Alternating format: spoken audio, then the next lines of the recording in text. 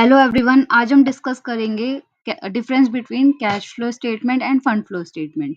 So cash flow statement end fund flow statement उनके नाम में ही कहीं ना कहीं उसका डिफरेंस शामिल है। कैश फ्लो स्टेटमेंट में बेसिकली हम कैश नेचर की सारी स्टेटमेंट्स को देखते हैं और फंड फ्लो में ओवरऑल सभी फंड्स को देखते हैं। सो इसमें फोकस क्या होता है कैश फ्लो स्टेटमेंट में? Track the actual cash inflow and outflow of the company. Cash flow statement में हम एक्चुअल कैश कितना कंपनी के पास इनफ्लो हो रहा है यानी आ रहा है और कितना कैश आउटफ्लो हो रहा है यानी कंपनी से बाहर जा रहा है, वो जो इस पूरी स्टेटमेंट होती है उसे कैश फ्लो स्टेटमेंट कहा जाता है। Next is fund flow statement. Fund flow statement measure the movement of fund with in a company. Fund flow statement में क्या होता है? फंड्स का मूवमेंट कितना हो रहा है किसी कंपनी के अंडर। जैसे कि कितना फंड्स आ रहा है, कितना फंड कंपनी स्पेंड कर रही है, जिसे हम सोर्सेस और एप्लीकेशन कहते हैं। सोर्सेस मीन्स आना और एप्लीकेशन मतलब फंड हमारा कहाँ यूज हो रहा है। इसके बाद include cash and non cash item. तो जो फंड फ्लो है उसमें कैश और नॉन कैश दोनों तरह के आइटम शामिल होते हैं, लेकिन कैश फ्लो में सिर्फ कैश रिलेटेड आइटम ही शामिल होते हैं। Next one is purpose. Purpose क्या होता है? Assess the company's liquidity and short term ability to meet financial obligation. तो जो कैश फ्लो होता है बेसिकली शॉर्ट टर्म लिक्विडिटी को मीट करने के लिए काम आता है। मतलब जो कंपनी से शॉर्ट टर्म रिलेटेड सारी चीजें होती हैं वो कैश फ्लो स्टेटमेंट में हम देखते हैं। Next one is fund flow statement. इसमें क्या होता है? ओवरऑल जो टाइम पीरियड के फंड्स होते हैं, इसमें सोर्सेज और uses of fund over a period, providing insights into the companies financial health and growth strategies. तो इसमें ओवरऑल जो कंपनी का लॉन्ग टर्म और मीडियम टर्म जितने भी स्पेंडिंग हो गई, फंड्स का यूज वगैरह हो गया, वो सारी चीजों को देखा जाता है। Next one is accounting basis. Accounting basis क्या होता है? Prepared using the cash basis of accounting record transaction when cash is received. तो जो अकाउंटिंग बेसिस हो गया, इसमें जो कैश फ्लो स्टेटमेंट है, उसमें कैश कितना हमने रिसीव किया है और कितना पे किया है, उसके बेसिस पे सारी ट्रांज़ैक्शन को एनालाइज़ किया जाता है। और फंड फ्लो स्टेटमेंट में क्या हो गया? Combination of cash basis and accrual basis.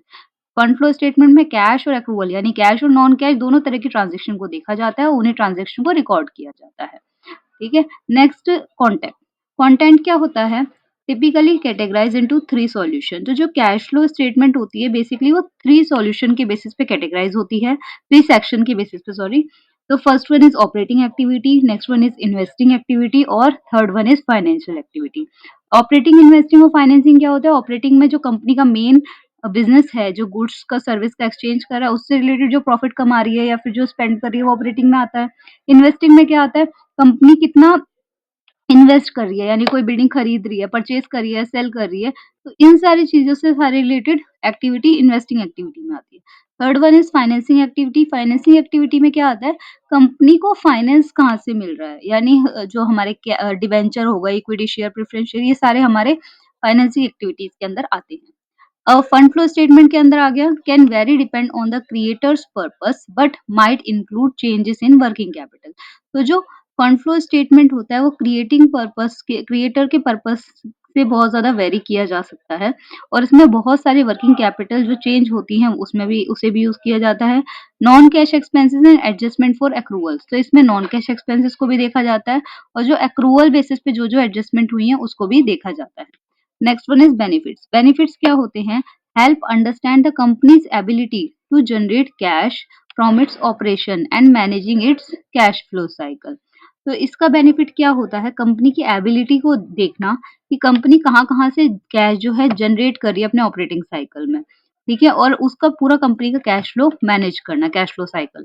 और फंड फ्लो का मेन काम क्या होता है? Provide a broader perspective of how the company is financing it's activity and uses it's fund. तो जो कैश फ्लो स्टेटमेंट है इसमें तो सिर्फ एक लिमिटेड या नैरो स्कोप ही हो गया क्योंकि इसमें सिर्फ हम कैश को ही देखते हैं। फंड फ्लो में क्या हो गया? ओवरऑल एक ब्रॉडर पर्सपेक्टिव से देखा जाता है कि कंपनी को ओवरऑल फंड कहाँ-कहाँ से आ रहा है और कहाँ-कहाँ फंड अपना वो यूज़ कर रही है। Next one is limitation. Limitation क्या होती है? Doesn't reflect non cash transaction. जो कैश फ्लो है वो नॉन कैश ट्रांज़ैक्शन को रिफ्लेक्ट ही नहीं करता। तो यही सबसे बड़ी इसकी लिमिटेशन हो गई। Next one is fund flow statement may not be standardise और ऑडिटेड। जो फंड फ्लो स्टेटमेंट है वो ना तो स्टैंडर्डाइज हो सकती है ना ऑडिटेड और making comparison between companies difficult.